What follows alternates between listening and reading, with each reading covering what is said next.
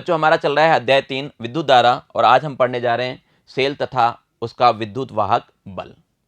बच्चों मैं उम्मीद करता हूं आप कॉपी और पेन लेके अवश्य बैठे होंगे। तो आप अपनी हेडिंग डालिए कॉपी में सेल यानी विद्युत सेल। देखो विद्युत सेल से आप भली भांति परिचित हैं। कक्षा 11 में आप लैब में गए हैं, वहां पे आपने सेल को भी देखा है। ध्यान आया कुछ? एक जार होता है, उसमें कुछ आपने देखा था पानी का होता है, इस तरह का जार होता है। इसमें क्या है, कुछ पानी वगैरह भरा होता है। अगर आपको थोड़ा सा ध्यान हो, यहाँ पे क्या थे, दो रोड थे और इसमें हमने क्या कर रखा था, तार जोड़ रखा था। ऐसी ही युक्ति क्या कहलाती है, सेल कहलाती है। इस तरह की जो युक्ति है ये सेल कहलाती है। इसके अंदर जो इसमें भरा हुआ है इसको हम क्या कहते हैं, विद्युत अपघटय पदार्थ कहते हैं। और यहाँ पे जो लगा रखा है इनको हमने क्या किया, दो रोड हैं, इलेक्ट्रोड कहते हैं। एक धनायन होता है, एक ऋणायन होता है। इनके नाम भी, एक कैथोड भी नाम है ना, किसी को कैथोड बोलेंगे। ठीक है, तो इसके बारे में डिटेल से पढ़ें कि क्या होता है। तो आप अपनी कॉपी में हेडिंग डालिए विद्युत सेल। आपसे पूछ भी ले जाएगा कि विद्युत सेल क्या है, इसकी बनावट कैसी होती है, इसकी कार्य प्रणाली क्या होती है। तो ये अपन जवाब दे सकते हैं। हालांकि रसायन विज्ञान केमिस्ट्री में इसका ज़्यादा अपने को मिलता है पढ़ने के लिए, तो वहाँ केमिस्ट्री में आपको ज़्यादा समझ में आएगा। हमारे पास फिजिक्स में थोड़ा सा पार्ट इसका है। तो ठीक है, आपने लिख लिया विद्युत सेल। तो देखिए बच्चों, विद्युत सेल एक ऐसी युक्ति है जो रासायनिक क्रिया द्वारा किसी परिपथ में आवेश के प्रवाह, अपने को पता है आवेश का प्रभाव क्या होता है, विद्युत धारा होता है, उसको लगातार बनाए रखता है। यानी रासायनिक क्रिया द्वारा क्या होता है, अपने को विद्युत ऊर्जा मिलती रहती है। यानी रासायनिक ऊर्जा इसके अंदर क्या होता है, विद्युत ऊर्जा में परिवर्तित हो जाता है। होता क्या है, मैंने आपको बताया कि विद्युत सेल में क्या होते हैं, विभिन्न धातुओं की दो छड़ें होती हैं। यहाँ पे देखिए चित्र में भी अपन ने बना रखा है। यहाँ पे क्या है, दो छड़ हैं। इन छड़ों को क्या कहते हैं, इनको हम इलेक्ट्रोड कहते हैं। क्या कहते हैं, इलेक्ट्रोड कहते हैं। और ये जो इलेक्ट्रोड हैं, एक तो धनात्मक इलेक्ट्रोड होगा और एक क्या होगा, ऋणात्मक इलेक्ट्रोड होगा। ये एक क्या होते हैं, विद्युत अपघटय पदार्थ में डूबे हुए रहते हैं। ये लिखा हुआ है मेरे में, एक घोल में डूबे रहते हैं। तो एक घोल में डूबे रहते हैं मतलब इसको क्या कहते हैं, विद्युत अपघटय कहते हैं। ठीक है, तो बनावट आपको समझ में आ गई, अपने को आ गई। एक जार होता है, उसमें हम विद्युत अपघटय पदार्थ लेते हैं, उसमें दो क्या करते हैं, धातु के छड़ रखते हैं, जिसको हम क्या कहते हैं, इलेक्ट्रोड कहते हैं। एक छड़ धनायन होता है, यानी धन आयन होगा, एक छड़ क्या होगा, ऋणायन होगा। तो धनात्मक इलेक्ट्रोड और ऋणात्मक इलेक्ट्रोड हो जाएगा। क्लियर, ये बात अपने समझ में आ गई। चलिए, अगर आपके समझ में आ गए तो ये अपन ने लिख रखा है, इस घोल को क्या कहते हैं, विद्युत अपघटय कहते हैं। अब देखो क्या होता है, जब आप उस छड़ को उस रसायन विलयन में रखते हैं, जिस रसायन विलयन को आप कह रहे हो विद्युत अपघटय, तो वहां क्या होगा, जो विद्युत अपघटय के ऋणायन है एक इलेक्ट्रोड की ओर आ जाएंगे। जो माइनस वाले हैं वो एक इलेक्ट्रोड की तरफ जाएगा और प्लस वाला क्या होगा, दूसरे इलेक्ट्रोड की ओर जाएगा। धनायन क्या होगा, दूसरे इलेक्ट्रोड की ओर जाएगा। समझ गए कि बात को? इस घोल के अंदर, इस घोल के अंदर क्या होता है, प्लस होता है, माइनस होता है। माइनस वाले एक तरफ जाएंगे और प्लस वाले क्या होंगे, दूसरी तरफ जाएंगे। माइनस वाले एक तरफ आ जाएंगे और प्लस वाले क्या होंगे, दूसरी तरफ आ जाएंगे। क्लियर ये बात? चलिए, जब ऐसा होता है तो सीधी सी बात है, एक इलेक्ट्रोड जिसके पास धनायन है वह धनावेशित हो जाएगा, जिसके पास ऋणायन आ रहा है वो क्या होगा, ऋणावेशित होगा। तो कहने का मतलब है, जब धनायन एक इलेक्ट्रोड पे जाता है, ऋण आयन दूसरे इलेक्ट्रोड पे जाता है, तो हम ये कह सकते हैं कि एक इलेक्ट्रोड तो क्या होता है, धनावेशित हो जाता है और दूसरा इलेक्ट्रोड क्या होता है, ऋण आवेशित हो जाता है।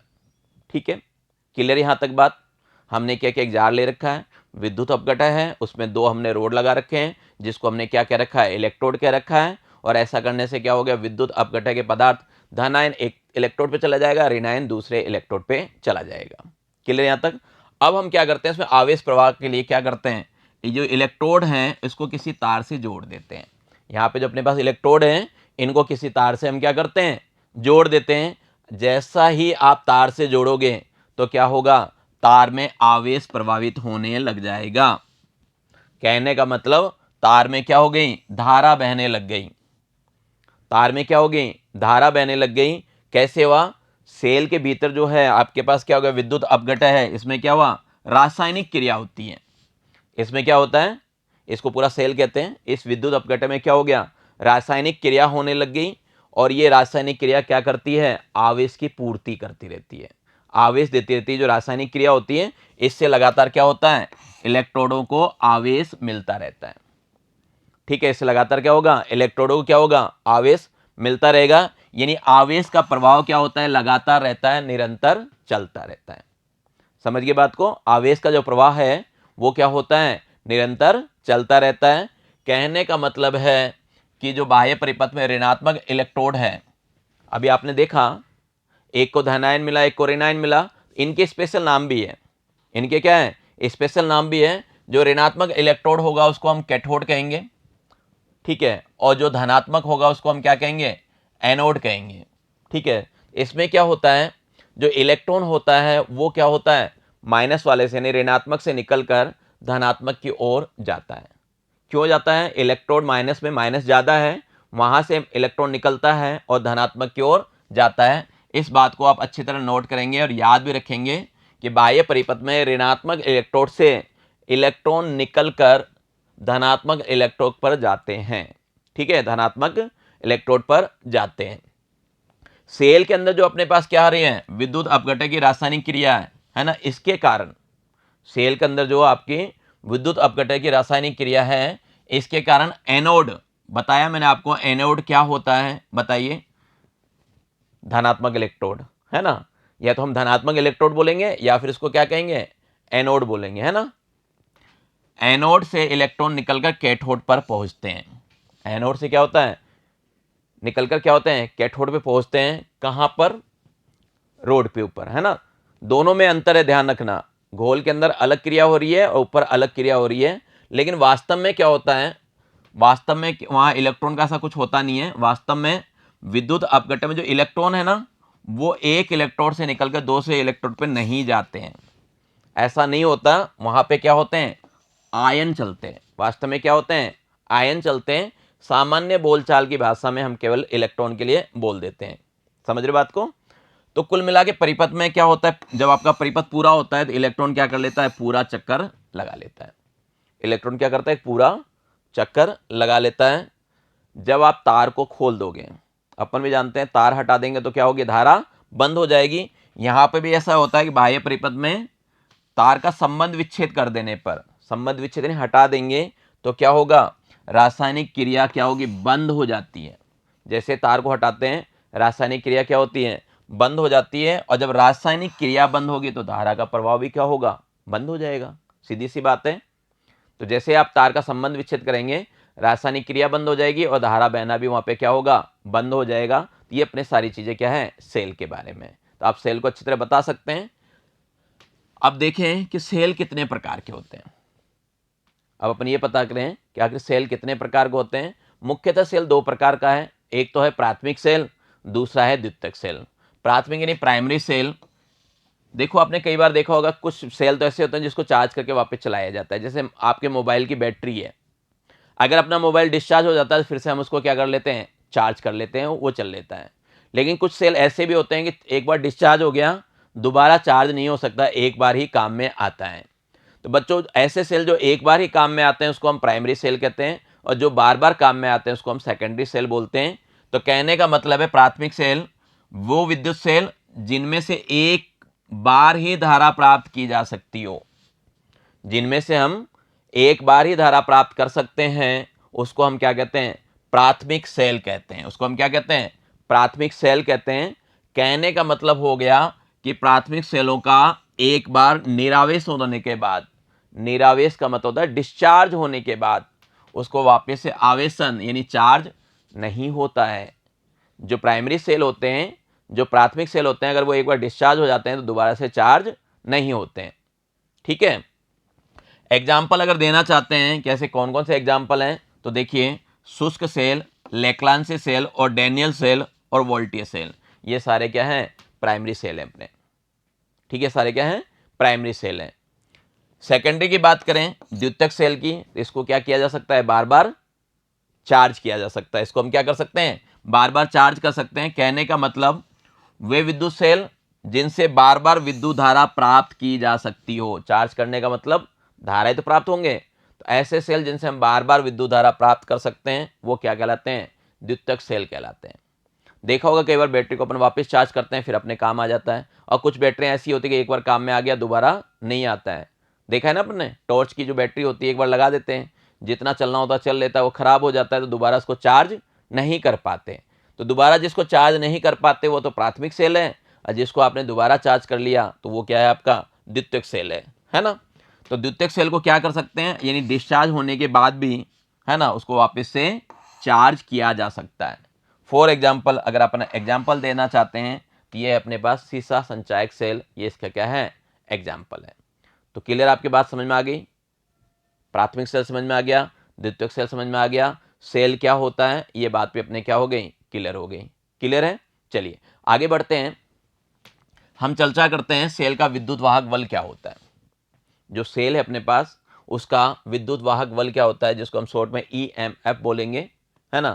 तो ये क्या होता है, तो देखो अगर आप परिभाषा लिखना चाहें तो परिभाषा भी लिख सकते हैं कि एकांक आवेश को, परिभाषा लिख सकते हैं आप, एकांक आवेश को पूरे परिपथ में, सेल सहित, है ना, पूरे परिपथ में प्रवाहित करने में सेल द्वारा जो ऊर्जा दी जाती है उसे सेल का विद्युत वाहक बल कहते हैं। ये इसकी क्या हो गई, डेफिनेशन हो गई कि एकांक आवेश को पूरे परिपथ में प्रवाहित करने में सेल द्वारा जो ऊर्जा दी जाती है उसी को हम क्या कहते हैं, विद्युत वाहक बल कहते हैं। यदि मैं कहूं कि किसी विद्युत परिपथ में Q कूलाम आवेश प्रवाहित करने में सेल द्वारा परिपथ को जो ऊर्जा दी गई वो कितनी है, W जूल है, तो सेल का विद्युत वाहक बल क्या होगा, तो ये फॉर्मूला होगा सेल का विद्युत वाहक बल का, E बराबर W/Q। E बराबर आ जाएगा अपने पास W/Q जूल पर कूलाम। ठीक है, ई आपका क्या है, ई विद्युत वाहक बल है। ई क्या हो गया, ये विद्युत वाहक बल हो गया। ई को अपन ऐसे भी दिखा सकते हैं, दूसरे इस तरह भी लिख के दिखा सकते हैं, कई बार हम ई को ऐसे लिख देते हैं, कोई दिक्कत नहीं है, समझाने के लिए होता है। इस तरह भी दिखा सकते हैं और ऐसे भी हम ई को दिखा सकते हैं। क्लियर, तो इसका मतलब साफ नजर आ गया मेरे पास, W यानी जूल, Q यानी कूलाम, तो मैं बोल सकता हूं कि जो विद्युत वाहक बल है उसका मात्रक क्या होगा, तो उसका मात्रक क्या होगा, जूल बटा कूलाम होगा। तो ये बात अपने को यहाँ भी पता चल गई। ठीक है, और जूल बटा कूलाम को पहले भी अपन ने पढ़ लिया, क्या बोलते हैं, वोल्ट बोलते हैं, तो इसका मात्रक क्या हो गया, वोल्ट हो गया। क्लियर, ये बात समझ में आ गई, सेल का विद्युत वाहक बल, है ना। क्या होता है, अगर जनरली अपन देखना चाहें तो अपने को क्या चाहिए, आवेश लगातार चाहिए, अपने को क्या चाहिए, सेल के अंदर आवेश लगातार चाहिए, तो सेल को कोई ना कोई ऊर्जा देनी पड़ती है। देखिए कि विद्युत परिपथ में आवेश के सतत प्रवाह के लिए सेल द्वारा क्या करना पड़ता है, कुछ कार्य करना पड़ता है। जब वो कार्य करता है तो जो रासायनिक क्रिया है उससे क्या होती है, ऊर्जा निकलती है। जो रासायनिक क्रिया होती है उससे क्या होती है, ऊर्जा निकलती है। ये जो ऊर्जा निकलती है ये क्या कहता है, आवेश को प्रवाहित करने के लिए काम में ली जाती है। इसी ऊर्जा से क्या होता है, आवेश का प्रवाह होता है। ठीक है, तो इस कहने का मतलब है सेल अपने इलेक्ट्रोड और विद्युत अपघटक की रासायनिक ऊर्जा को क्या करता है, विद्युत ऊर्जा में बदलता है। अगर आपसे पूछ भी लिया जाए कि सेल का मुख्य काम क्या है, तो सेल का मुख्य काम है रासायनिक ऊर्जा को विद्युत ऊर्जा में बदलना। जो सेल का मुख्य कार्य क्या हो गया, रासायनिक ऊर्जा को विद्युत ऊर्जा में परिवर्तित करना, यह सेल का कार्य है। ठीक है, बात तो हम किसकी कर रहे हैं, विद्युत वाहक बल की कर रहे हैं। ये जो विद्युत वाहक बल है ये क्या है, प्रत्येक सेल का एक लाक्षणिक गुण होता है।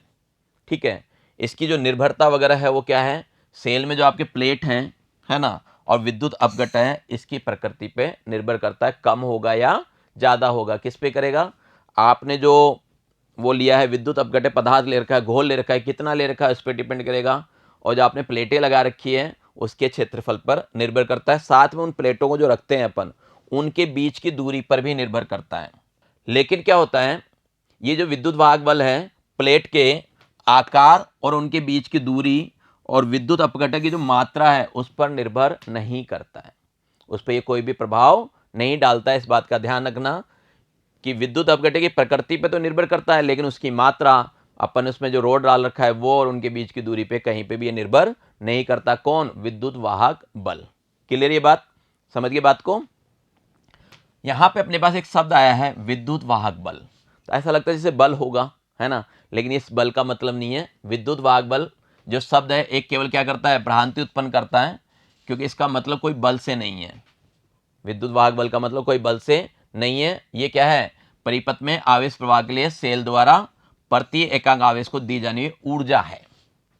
प्रति एकाग्र आवेश को जो ऊर्जा दी जाती है उसी को हम क्या कहते हैं, विद्युत वाहक बल कहते हैं। इसलिए इस भाषा पे मत जाना कि अपन सोचेंगे फोर्स है, तो ये फोर्स नहीं है। कुछ सेल हैं अपने पास, उनके विद्युत वाहक बल होते हैं।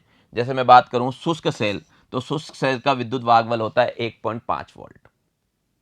ठीक है, शुष्क सेल का विद्युत वाहक बल कितना हो जाएगा, 1.5 वोल्ट। ऐसे ही लेक्लांसी सेल, इसका भी 1.5 वोल्ट होता है। डैनियल सेल के लिए 1.08 वोल्ट होता है और वोल्टियर सेल के लिए 1.08 वोल्ट होता है। तो ये इनके क्या है, विद्युत वाहक बल हैं। तो याद भी रखना चाहिए, हमें कई बार कैलकुलेशन वगैरह करने के काम आता है। तो आपको ये रिजल्ट भी क्या करना है, याद रखना है। ठीक है, ये रिजल्ट भी क्या करना है, अपने को याद रखना है। बच्चों, आज की कक्षा में इतना ही। आगे पढ़ने के लिए मिलते हैं आपसे अगली कक्षा में। तब तक के लिए धन्यवाद, नमस्कार, आपका दिन मंगलमय रहे।